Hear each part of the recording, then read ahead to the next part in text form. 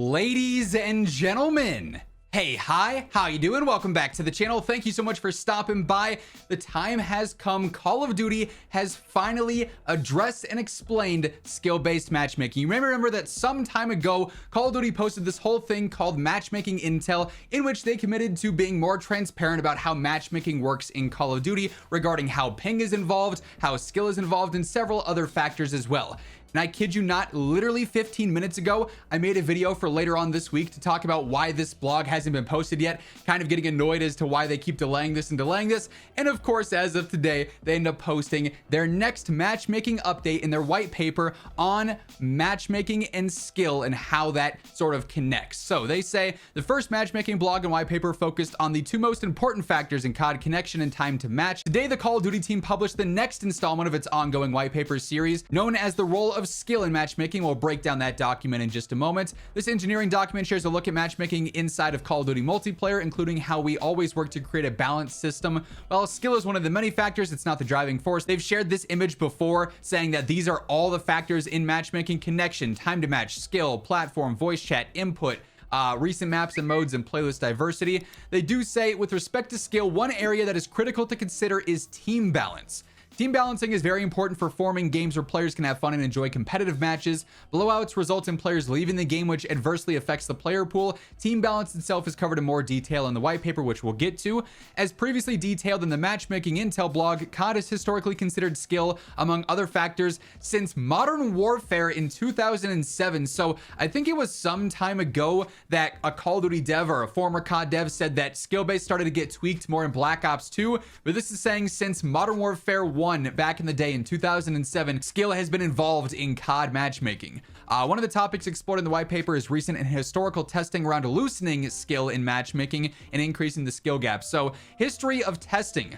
As our technology and expertise has evolved, our team has increased our matchmaking tests and analysis over the last 5 years, always working to provide the best experience for players. For example, one study focused in Modern Warfare 3, conducted across North America, compared a control group of players without any changes to matchmaking to players who experienced loosened skill consideration in matchmaking. So they actually went through and turned off skill-based matchmaking for some players, but didn't say anything just to see what would happen. The test showed that players with a wider skill gap were more likely to quit matches in progress and did not return to the game at a higher rate than players with unchanged matchmaking. So, wow, okay, so what they're saying there is that the players with loosened skill-based matchmaking were not playing as long. The players with stricter or the normal matchmaking were playing for longer, essentially confirming that skill-based matchmaking is not going anywhere.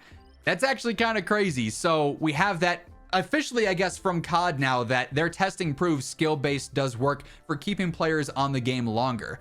Read about this test and the detailed findings in the white page. Here is a summary of the findings that impacted the overall community. Increased match quit rates. The likelihood for a player to quit during a match increased significantly across 80% of players within the study. Return to matchmaking. Within the sample study group, 90% of players in this loosened skill group did not return at a higher rate than the control group. This indicated that low to mid skill players left the game in greater numbers. The net effect of this was a decrease in the overall player population across the study group. Therefore, the likely result of this compounding over time will lead to player populations that feature only high skilled players at increasing rates. And then blowouts, matches that were blowouts, a score delta greater than 30 increased across all skill levels in TDM as one example.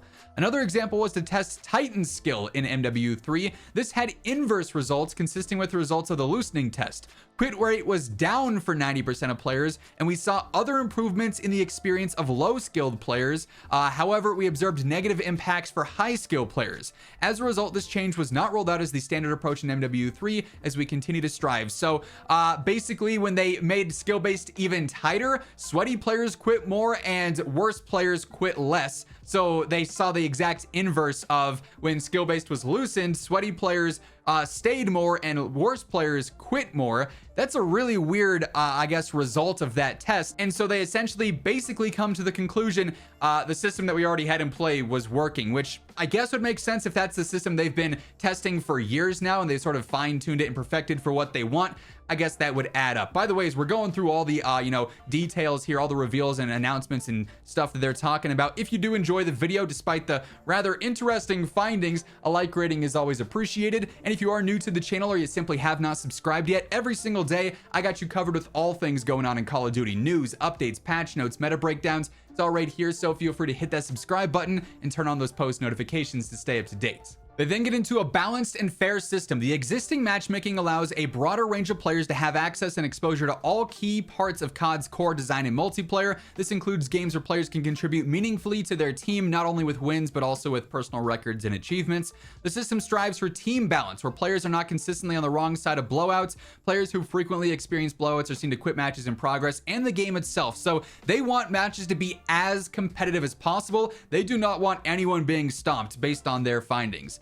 Value to elite players. The marginal performance increase for high skill players with loosened skill consideration represents a short-term gain. The highest skilled players are likely to get more matches where they could blow out the competition in the short term, but when that occurs, the competition tends to play less, and that result is that the player pool shrinks. With low and mid-skill players exiting the core multiplayer pool, high-skill players are more likely to encounter other high-skill players by default. Players can see this legacy impact in COD games today. Older titles, which also have similar matchmaking systems, be interesting. Maybe it's because the player pool is smaller, but I feel like if you were to go and play Black Ops 3, for instance, the skill base is not going to be the same system as MW3 right now. They are predominantly high skill players, which forces multiplayer lobbies to be created that form from that group of community members. Players can only match with and against who is online, regardless of any system. We will always strive to improve our approach to matchmaking to ensure that players of all skill levels are having the best possible experience. A healthy player population is good for everyone. For a detailed explanation of skill, one of the many factors, read the latest white page. We'll get to that again in just a moment. The ranked play white paper is set to arrive later this summer. They also get some frequently asked questions. Does competing against high skill players make low skill players better? Playing a better opponent may push players to become more proficient over time, but being severely outperformed in their matches, our testing has shown, instead leads them to quit. So basically, bad players don't care about getting better. They just want to have fun. I get it. It makes sense. Why does COD measure skill differently between modes? Skill is split between all core multiplayer modes, as a proficiency in one mode doesn't necessarily mean you're going to be proficient elsewhere. Players should be able to play a mode like ranked as intensely as they choose without impacting their experience in unranked. Why is skill a factor in unranked core multiplayer modes when ranked play is available? So basically, why is skill-based just not outright reserved for ranked? Ranked play is designed to deliver an expressly competitive environment. Accordingly, players must qualify for access. Many players who have qualified for ranked still choose to enter the game in non-ranked playlists. For new players and those who don't want to participate in ranked, it's important they can contribute. So basically, the players who care about ranked are too good for the normal lobbies that they have to have it sweaty so that they just don't stomp all the time. Has COD ever considered launching a single core multiplayer playlist that does not use skill-based? Call of Duty has considered this option, and the team will continue to explore it. Historical testing reveals that low and mid-skill players would be unlikely to participate in such a playlist. So skill-based matchmaking, long story short, is not going anywhere. They've proven time and time again throughout their own individual testing that the game is the most successful and has the most players on it and playing for longer when it is as strict as it is right now in COD. But let's briefly go over this whole white paper. So with this, we've got the role of skill in matchmaking. This is like 25 pages long. We're not going to go through all of it because several bits of it are just rehashing things that we've already learned previously. They have their basic terminology and everything that's going on. What is skill? It's, are you good at the game? And they look at things like score per minute, kills per minute, all sorts of stuff like that. How is skill calculated? In COD, we calculate this based on relative performance. After each match, we compute this performance metric for each player. All players in the match are then compared to one another regardless of team. Based on these comparisons, each player's recorded skill value is then updated. The value of this skill adjustment is inversely proportional to the likelihood of a player achieving the outcome they did against the other players in the lobby. So the match total kills is something they record. Your kill death ratio is something they record. Your kills and death by enemy is another thing they record.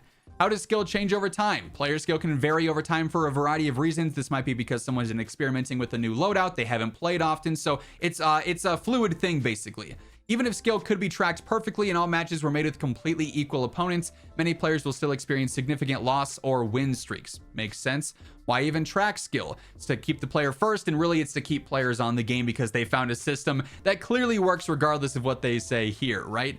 Average skill percentile disparity rises, resulting in tougher matches for lower skill players. Lower skill players play less, resulting in a shifting lower skill bracket. So an illustration of negative feedback for the low skill. If they're getting stomped too much, they don't play the game. That's not good for COD. If they're not doing enough for a team and it's not a competitive match, they back out, they leave, and then only sweaty players are left, kind of reiterating what we saw there. We got the win rate here, and then also the team skill differential. When there's a larger team skill differential, there's a different chance in the win rate happening. The observed win rate of a team in TDM given the differential between the sum of both skill. The x-axis is in raw skill. So in figure 2, we can see that win rates are significantly affected by small team skill differences. For example, let's consider a lobby of 12 50th percentile players. If just one of those players was an 80th percentile player instead, corresponding to a 0.1 increase in raw team skill, that player's team would have a 70% chance of winning. So they're basically just trying to do their best to balance that out so it's more competitive and does not result in a blowout. What impact does skill have on the player experience? They kind of went through that in the initial blog, of course. This is the difference in players returning within 14 days during the loosened skill-based matchmaking, essentially. In figure 3, we can see one of the results of the deprioritized skill test. After a month of running this test, we categorized the treatment population into 10 equally sized groups across the skill population. Each bar represents the change in labeled KPI. The skill distribution is determined using our internal skill, yada, yada, yada. So as player skill is always fluctuating, we take the average of skill values each user had during the test and calculate the percentiles from those. For example, a player represented in the top 10% group in figure 3 had an average skill value in the top 10% of all players. We can observe the percentage difference in the number of players returning after 14 days. With deprioritized skill, returning player rate was down significantly for 90% of players, and that right there is why skill-based is not going anywhere. The second they loosened up, 90% of the players in the test were not returning nearly as often, but the highest skilled players were coming back. But that meant because so many players were leaving, the higher skill players just ended up matching up against one another over and over and over again,